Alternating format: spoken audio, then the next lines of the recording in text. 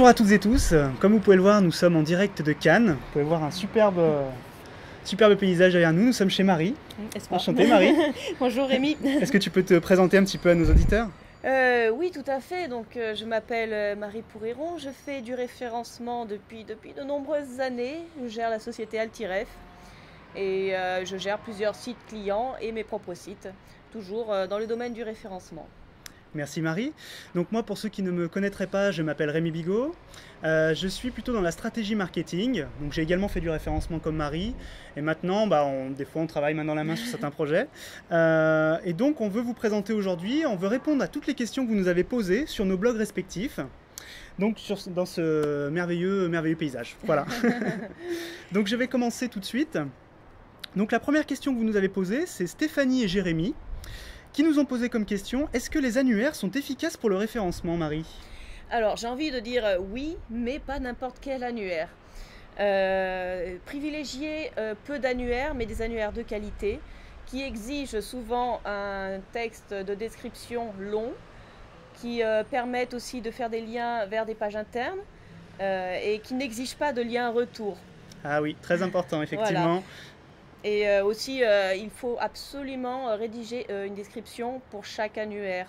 N'allez pas copier-coller chaque description sur plusieurs annuaires, ça ne sert à rien. Et vous serez refusé sur l'annuaire de toute façon. Tout à fait, c'est complètement inutile. Les annuaires de qualité ont vraiment pris en compte le fait que le contenu que vous leur fournissez, il faut qu'il soit unique. C'est vraiment très important, que ce soit pour vous comme pour l'annuairiste, la personne qui tient l'annuaire. Voilà, donc on pourra éventuellement donner une liste d'annuaires qui tiennent la route selon nous et qui apportent vraiment un plus. Vous aurez ça donc sous la vidéo. Voilà. Alors Marie, autre question. Voilà, donc Bibi Fock et Franck nous posent la question de savoir ce que c'est que le nofollow. Est-ce un gros mot? C'est un gros mot, oui, on peut le dire. Effectivement, le nofollow, donc c'est une balise, on ne va pas rentrer trop dans la technique, mais c'est une balise qui est ajoutée à certains liens et qui dit à Google de ne pas les suivre. Donc c'est vrai que c'est un peu un gros mot parce que c'est quelque chose qui est utilisé et c'est un peu contre l'essence même du web, qui est le partage, le lien. Et donc il faut vraiment éviter ce type de lien, je pense, que ce soit pour vous ou pour les autres. Voilà, à savoir qu'en termes de référencement, ça n'apporte pas grand-chose, mais un bon lien nofollow peut aussi apporter des visiteurs, donc il ne faut pas négliger. Comme je prends souvent l'exemple, un lien nofollow sur la home de Google, je le prends tout de suite.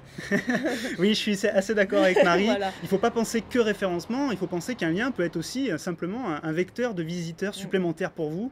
Donc ne pensez pas forcément qu'au nofollow, c'est toujours mieux d'être en dofollow, donc l'inverse, d'un vrai lien, mais ça peut quand même être intéressant d'avoir quelques liens nofollow. Donc la troisième question, c'est Antoine qui nous la pose. Comment justement reconnaît-on un lien dofollow d'un nofollow, Marie? Alors, il suffit d'aller voir dans le code source. Bon, déjà d'une part, c'est peut-être un petit peu compliqué pour la majorité des personnes.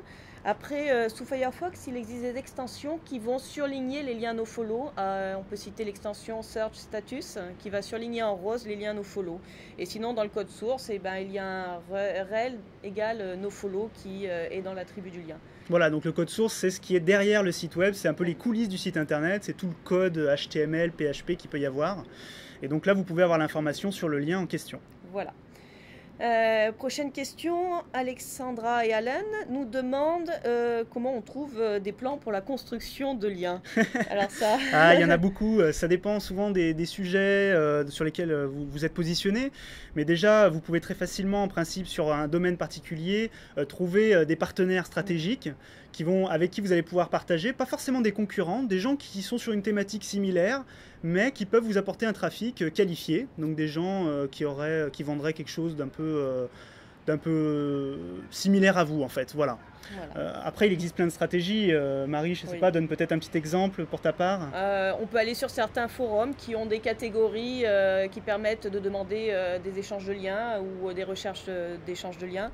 Tout à fait. On peut également commenter des blogs dans la même thématique, bien sûr. Voilà, et puis après, il ne faut pas négliger le carnet d'adresses qui marche bien, puisqu'on vient de s'en rendre compte qu'on avait des sites dans les mêmes thématiques et qu'on allait certainement échanger des liens. Voilà, donc on va travailler là-dessus. Tout à fait. Alors, on a une autre question de Nicolas et Jérôme qui nous demande, lors d'un échange de liens, quels sont les critères que nous regardons et quel est le classement par ordre d'importance? Donc, qu'est-ce que serait un lien parfait finalement? Un lien parfait. Ah là là. Pour toi, Marie. Alors, le lien parfait, c'est le lien qui est en dofollow, qui serait sur un site ou une page qui traite de la même thématique que la mienne et qui serait dans du texte, avec une belle encre optimisée. Tout à fait. Voilà. Je rajouterai une chose, mais tu as sûrement oublié, mais Oui. une page évidemment indexée par Google, c'est quand Oui. même mieux. Une page indexée par Google et une page très visitée, c'est encore mieux. Voilà, bien entendu. On peut toujours faire mieux, mais c'est vrai que voilà, c'est vraiment les bases d'un lien de qualité, ce seraient ces critères-là. Voilà. Marie, pour la suite? Alors, Sylvain me demande ce que je pense des échanges de liens en footer. Donc, le footer, c'est le bas de page. Alors, je vais m'adresser à Rémi. Je vais lui demander que penses-tu des échanges de liens en footer? Bah écoutez, ça peut pas faire de mal, j'ai envie de dire. Après, c'est sûr que c'est pas du tout optimal. C'est-à-dire que c'est pas des liens qui vont avoir une grande importance pour Google et les autres moteurs de recherche.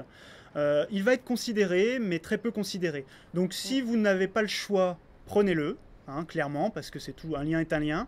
Mais si vous pouvez faire autrement, c'est-à-dire éviter les footers et les pages partenaires, faites-le au maximum. Voilà, tout à fait. Tu as quelque chose à rajouter à ce sujet, Marie? Non, Mathias avait dit quand même que les liens en footer pouvaient être dévalués à partir du moment où le footer était considéré comme footer par Google. Donc après, à vous de faire en sorte que le footer ne soit pas considéré comme un footer. Et il y a des astuces qui consistent à peut-être mettre des liens qui changent aléatoirement ou autre. Voilà. Subtilité. Donc petit aparté, Matt Cutts, pour ceux qui ne le connaîtraient pas, c'est la personne qui gère un petit peu le spam et les liens sur Google. Voilà. Voilà, à tout de suite pour la suite.